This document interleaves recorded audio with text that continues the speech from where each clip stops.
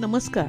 पुष्पाच खमंग किचनमध्ये आज आपण बनवणार आहोत एक स्वादिष्ट, पौष्टिक, खायला एकदम टेस्टी अशी ओल्या नारळाची झटपट तयार होणारी चटणी. प्रथम खोबऱ्याचे तुकडे बारीक करून यामध्ये 2 हिरव्या मिरच्यांचे तुकडे, लसूण, जिरे, आल्याचा एक छोटा तुकडा, चवीनुसार साखर, मीठ व थोडेसे पाणी टाकून मिक्सरवर बारीक करून घ्यायचे. जर तुम्हाला वाटले तर यामध्ये 1 चमचाभर दही सुद्धा टाकू शकता. खोबऱ्याची चटणी महाराष्ट्रामध्ये खूपच लोकप्रिय आहे. ही चटणी जेवणाची चव वाढवते, आरोग्यासाठी सुद्धा फायदेशीर आहे. अशी ही ओल्या नारळाची चटणी डोसा, इडली, उडीद वडा, उत्तप्पा, साबुदाणा वडा यासोबत खूपच चविष्ट लागते. आता बारीक वाटलेल्या चटणीमध्ये आपल्याला तडका द्यायचा आहे.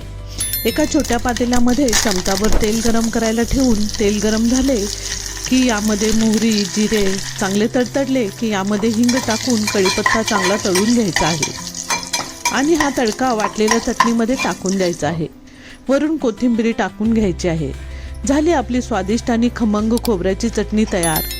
अशा साध्या, सोप्या, घरगुती, पौष्टिक रेसिपी पाहण्यासाठी पुष्पाच खमंग किचनला लाईक, शेअर, सबस्क्राईब नक्की करा.